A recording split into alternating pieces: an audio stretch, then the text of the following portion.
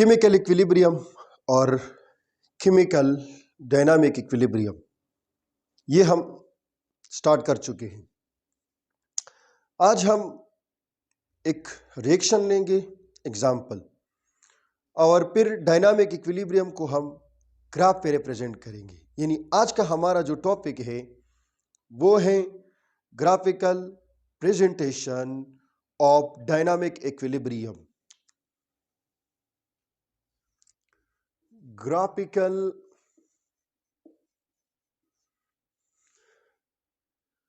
presentation of dynamic equilibrium।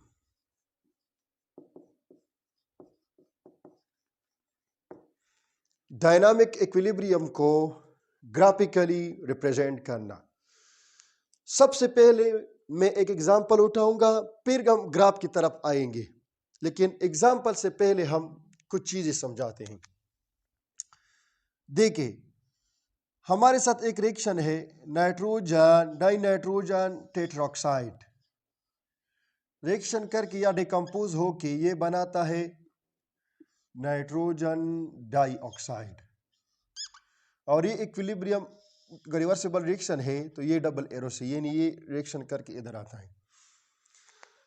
अभी इसको आप थोड़ा देखिए, इस रिएक्शन को हम अगर एनालाइज करें, इक्विलिब्रियम के बहुत से बातें, रिवर्सिबल रिएक्शन की बहुत से बातें हमको समझ आ जाएगी।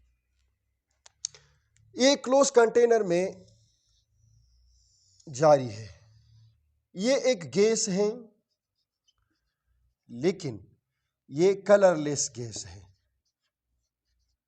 कलर इसका नहीं। और ये भी एक गैस है और इसका कलर तकरीबन डार्क ब्राउन है, डार्क ब्राउन कलर। अगर YouTube पे आप एक्सपेरिमेंट्स की वीडियो देखें, ये रिएक्शन देखें equilibrium, how to demonstrate equilibrium practically, तो आपको ये रिएक्शन खामखा आ जाएगा। ये रिएक्शन हमें इक्विलिब्रियम को काफी वाज़ेह तौर पर बताता है। ये क्लोज कंटेनर। अच्छा, इक्विलिब्रियम के लिए एक बात बहुत जरूरी है, अगर इक्विलिब्रियम के लिए शर्त है कि इक्विलिब्रियम क्लोज कंटेनर के अलावा नहीं पहुंच सकता। फॉर इक्विलिब्रियम और for a reaction to attain equilibrium, close container is very much necessary. Close container बहुत जरूरी है। ठीक है, एक बात, जब ये रिएक्शन शुरू में हम जब ये ले लेते हैं, ये रिएक्टेंट होता है हमारे साथ स्टार्ट में, जब हम ये ले लेते हैं तो ये जो क्लोज कंटेनर है इसमें कोई भी कलर यानी नजर नहीं आता, कोई ऐसा मालूम होता है कि इसमें कोई चीज ही नहीं। लेकिन जब ये डिकम्पोज होता है, इसको मैं थोड़ा बैलेंस करता हूं, ये अगर 2 लगा के तो बैलेंस हो जाएगा।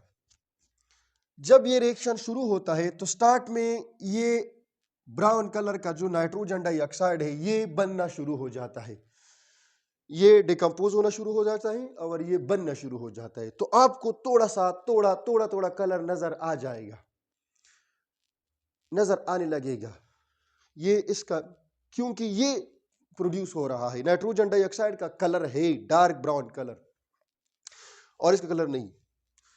तो जैसे ही जब रिएक्शन स्टार्ट हो जाएगा तो ये क्या हो जाएगा, ये नजर आने लगेगा। ये डार्क होते होते होते एक ऐसा वक्त आ जाएगा, इसमें यानी जो चेंज यानी डार्क कलर की तरफ ये जा रहा था ये अब नहीं जाएगा बाकी में। तो इसका क्या मतलब हो गया कि ये जितना बना है बस और नहीं बन रहा। यानी ये जो रिएक्शन ऐसा मालूम होता है बाहर से कि रिएक्शन स्टॉप हुआ है, मजीद ये नहीं बन रहा, ऐसा मालूम होता है बाहर से। लेकिन एक्चुअली क्या होता है, अगर मशीनों के जरिए, स्पेक्ट्रोमीटर के जरिए इसको एनालाइज करें या मुख्तलिफ पैरामीटर अगर हम इस्तेमाल करें, या अगर हम टेम्परेचर में कोई चेंज लावे, तो ये कलर फिर फेडिंग शुरू हो जाएगा। फेडिंग मीन ये कलर फिर डिकलराइजेशन इसकी हो जाएगी, स्टार्ट हो जाएगी। अगर टेम्परेचर को कम ज्यादा किया तो ये जो ब्राउन कलर है ये दोबारा इसमें कन्वर्ट हो जाएगा। फिर टेम्परेचर को आप डिस्टर्ब करते हो, कम ज्यादा करते हो, तो फिर ये क्या हो जाएगा, तो फिर ये रिएक्शन इस तरफ आएगा। इस तरह टेम्परेचर कम ज्यादा करने से ये रिएक्शन में, यानी रिएक्शन ये हमें बताता है कि ये रिएक्शन रिवर्सिबल है। टेम्परेचर ज्यादा करते हो, फॉर एग्जांपल अगर टेम्परेचर कम करते हो तो ये रिएक्शन इस तरफ जाता है, ज्यादा करते हो तो ये इस तरफ जाता है। इसका मतलब ये कि ये रिवर्सिबल रिएक्शन है। और जब इक्विलिब्रियम पहुंचता है टेम्परेचर को हटा के, जब इक्विलिब्रियम पहुंचता है, यानी जब इसकी कलर में कोई चेंज नहीं आता, ये पूरा कंटेनर है शीशे का बना हुआ, ताकि आपको नजर आ सके कि क्या चीज बन रहा है और क्या चीज डिकम्पोज हो रहा है। तो ये तो कलरफुल है, इससे तो हमें पता चलेगा। इसलिए ये चेंज, मजीद चेंज आपको नजर नहीं आएगा। क्यों? क्योंकि इधर इक्विलिब्रियम पहुंच गया। इक्विलिब्रियम मीन अभी इक्विलिब्रियम पे इसका जो कंसंट्रेशन है, इसका जो कंसंट्रेशन है ये कांस्टेंट हो जाता है। और जो इसका स्पीड है, यानी जितने, क्यों कांस्टेंट? क्योंकि जितने मॉलिक्यूल नाइट्रोजन डाइऑक्साइड में डाई नाइट्रोजन टेट्राऑक्साइड की तब्दील हो रहे हैं, उतनी ही नाइट्रोजन डाइऑक्साइड के मॉलिक्यूल डाई नाइट्रोजन टेट्राऑक्साइड के मॉलिक्यूल में तब्दील हो रहे हैं। और ये जारी रहता है तब तक, इस तरह इक्वल बैलेंस के साथ जारी रहता है ये रिएक्शन, तब तक जब तक आप इसको बाहर से डिस्टर्ब ना करें, कंसंट्रेशन में कोई चेंज ना लावे, प्रेशर में, टेम्परेचर में, इसमें अगर कोई चेंज नहीं आता तो ये रिएक्शन यही इसी हालत में होगा। ठीक है। अब ग्राफिकली हम ये रिएक्शन किस तरह रिप्रेजेंट करेंगे? ग्राफिकली हम रिएक्शन किस तरह रिप्रेजेंट करेंगे? देखिए, ग्राफ क्या होता है? ग्राफ कार्टेशियन प्लेन पे एक पेपर होता है, ग्राफ पेपर, आपने देखा होगा। ये इस तरह स्क्वायर, यानी इस तरह स्क्वायर की शक्ल में मुख्तलिफ लाइनें उसमें होती है इस तरह। ये ग्राफ पेपर का एक शक्ल है, यानी पूरा पेपर होता है ग्राफ पेपर, उस पर हम ग्राफ ड्रा करते हैं। लेकिन इधर ही हम इसे बस ग्राफ ड्रा करते हैं। ग्राफ में ये पूरा ग्राफ है, ये वैसे ग्राफ तो ऐसे है, लेकिन हमें इसकी और इसकी जरूरत नहीं है, नेगेटिव वाई की नेगेटिव एक्स की हमें जरूरत नहीं। अभी ये हमारे साथ एक्स एक्सिस है और ये वाई, और ज्यादा हालतों में एक्स एक्सिस में इंडिपेंडेंट क्वांटिटी लिया जाता है, इंडिपेंडेंट। फॉर एग्जांपल इधर मैं इस केस में टाइम ले लेता हूं, ठीक है, टाइम। और ये वाई एक्सिस पे मैं ले लेता हूं R O R, rate of reaction. Y axis पे मैंने रेट ऑफ रिएक्शन लिया और उधर मैंने क्या, टाइम लिया। कुछ चीजें हैं जिसको बहुत जरूरी है कि हम समझें। अगर ये ग्राफ इस तरह जा रहा है तो इसका मतलब ये है कि टाइम भी बढ़ रहा है, यानी टाइम के साथ साथ रेट ऑफ रिएक्शन भी बढ़ रहा है। ठीक है। अगर ये लाइन इस तरह बढ़ जाए, इस तरह ये हो, तो इसका मतलब ये है कि टाइम तो बढ़ रहा है लेकिन रेट ऑफ रिएक्शन कांस्टेंट है। अगर इधर से शुरू करें, फिर इस तरह बढ़े, फिर नीचे आ जाए, फिर ये सीधा हो जाए, इसका मतलब इधर से टाइम गुजर रहा है, रेट ऑफ रिएक्शन पे कोई असर नहीं पड़ता। लेकिन जब इधर पहुंच जाता है इस टाइम पे, या टाइम की कोई वैल्यू हो, फिर एकदम यानी टाइम भी गुजर रहा है, टाइम भी बढ़ रहा है और रेट ऑफ रिएक्शन भी बढ़ रहा है। जब इधर पहुंचता है इस टाइम पे, तो टाइम गुजरने के साथ साथ रेट ऑफ रिएक्शन में कमी आ जाता है, इधर कमी आ जाती है, फिर इधर पहुंच जाता है यानी इस टाइम पे, तो फिर ये कांस्टेंट यानी रेट ऑफ रिएक्शन में कोई चेंज नहीं आता। ये ग्राफ भी ये अपने समझना ये चीज, ठीक है। अभी हम इधर जो ग्राफ समझने की कोशिश करेंगे वो ये है, ये ग्राफ है, इधर हम टाइम लेंगे टी टाइम, और इधर ये रेट ऑफ रिएक्शन, और ये graph for reversible reaction are in dynamic equilibrium. ये रिवर्सिबल रिएक्शन के लिए जहां पे ये डायनामिक इक्विलिब्रियम अचीव करे, डायनामिक इक्विलिब्रियम अचीव करे। देखिए इधर पे जो y का वैल्यू है, ये रेट ऑफ रिएक्शन इधर से जीरो होगा, जीरो, और ये मैक्सिमम वैल्यू को जाहिर करता है। इधर ये टाइम जीरो और इधर ये मैक्सिमम वैल्यू को जाहिर करता है एंड पे। ये दरमियान में जो है ये 50% यानी 50-50 रेट ऑफ रिएक्शन। जब ये रिएक्शन स्टार्ट में होता है ना, ये रिएक्शन आप देखें एक रिवर्सिबल रिएक्शन है, ठीक है। शुरू में इसका कंसंट्रेशन बहुत ज्यादा होता है, और जब रिएक्शन कंसंट्रेशन ज्यादा होगा तो जिसका कंसंट्रेशन ज्यादा होगा उसका रेट ऑफ रिएक्शन भी ज्यादा होगा। क्यों? क्योंकि जितने मॉलिक्यूल ज्यादा होंगे, रिएक्शन तो कोलिजन की वजह से होता है, मॉलिक्यूल ज्यादा होंगे तो ज्यादा टकरेंगे, आपस में टकराएंगे। जब आपस में टक्कर होगी तो ये ज्यादा प्रोडक्ट में तब्दील होंगे।